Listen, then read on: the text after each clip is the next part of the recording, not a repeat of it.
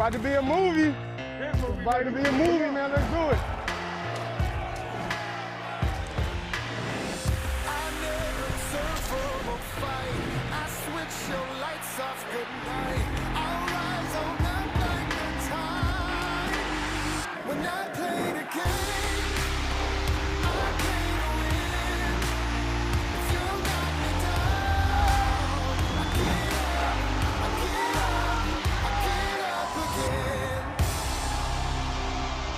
First Take is presented by the United States Marine Corps.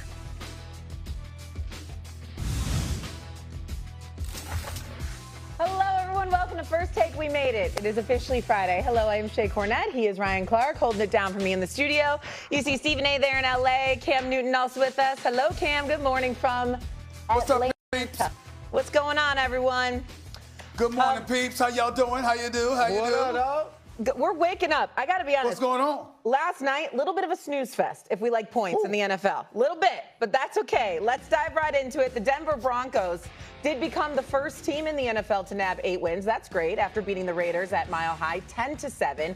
Was a defensive battle for the Broncos. They sacked Geno Smith 6 times, but their offense left much to be desired. Bo Nix threw 2 interceptions. Their offense punted 7 times, only netting 220 yards of total offense.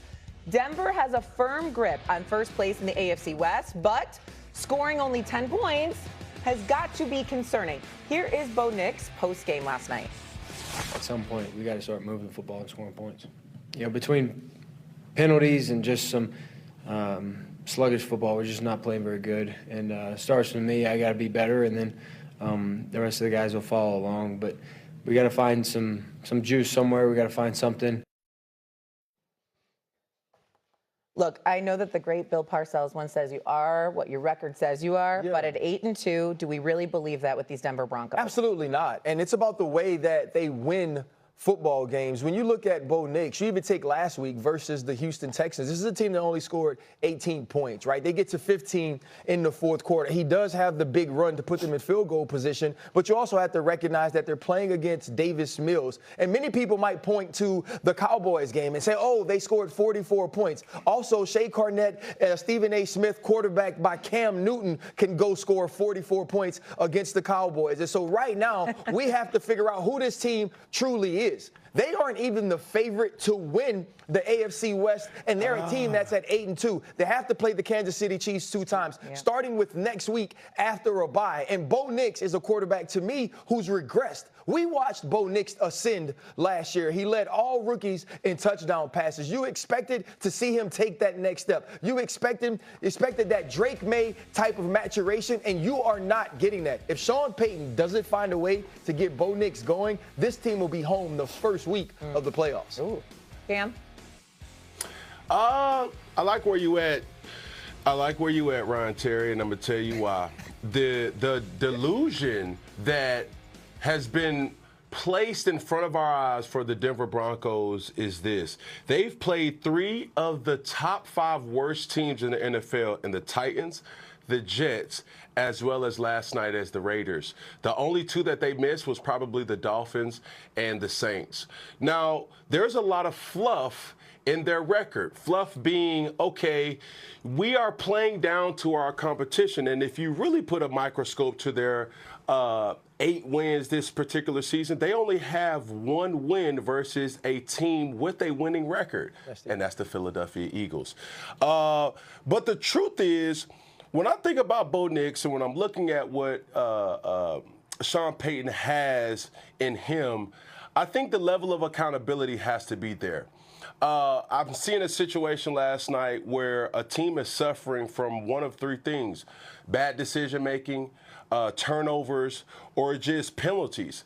And Sean Payton kept some energy with Russell Wilson that I haven't seen him keep with Bo Nix. And I know Bo Nix extremely well, know his father extremely well too, and he's a person that needs to be held accountable. And if you tell Bo, or you make Bo, or you put Bo in the position to say, hey, we need you to play better, that's where this team needs to see growth from their quarterback position. Hey, fellas, Shay, y'all all know over the last few weeks. I can't thank y'all enough for how much y'all have helped me, because I had the whole dental surgery and I was on the air looking like a chipmunk and all of that stuff. The reason why that's relevant to the point of this conversation is because I've been drugged up on pain medication because of the tooth surgery and all of that other stuff, and I've had a very, very difficult time sleeping over the last 2.5 weeks. I mean, it's been a nightmare. I can't get to sleep until last night. Last night, all that changed. Last night, all that changed. That's exactly what happened. All of a sudden, I was able to finally get some sleep, because I watched this Denver Broncos offense go 3 and out like 8 different times, punt the ball like 7 different times. And I said, my God, this looks atrocious. This is the leaders in the AFC West. Then I started remembering, wait a minute, Kansas City's a couple of games back, and they got not 1 but 2 games against Denver coming up. Now, I know the defense is real, and they're leading the league in sacks. You know, they got at least 12 to 14 sacks ahead of anybody else in the National Football League. And if you can get to the quarterback, which they can do, okay, you know that you can make things happen for yourself. And obviously the Denver Broncos can do that, so you can't rule out the possibility that they could beat the Kansas City Chiefs. But it doesn't take away from the fact that their offenses look like straight trash. And when you think of, I'm thinking about Cortland Sutton. I'm thinking about him having like 8 catches for 121 yards over the last 3 games. Last night, 3 catches for 24 yards. I'm looking at Bo Nix complete just 56% of his passes over the last 4 games. And then I'm looking at the talent that they've got on their squad.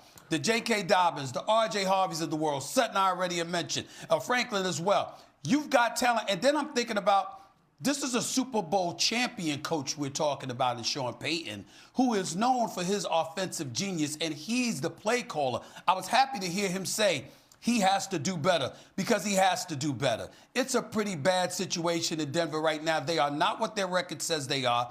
They are 8-2, that is true, but it's because of their defense. Even Dobbins spoke after the game and said, it's our defense carrying us clearly. It definitely isn't our offense. And then I think about how they lucked up. You know, yeah, you scored 33 points in the 4th quarter against the Giants, but it was the Giants, okay? And so you look at it from that standpoint and look at the games, you know, that they could have lost this season. I'm not impressed with what I'm seeing. I can tell you that much. They are not as good as their record. And like RC said, they keep this up, they ain't going past the first weekend of the postseason. It ain't gonna happen. Shay, what's crazy is we're talking about the games they could have lost.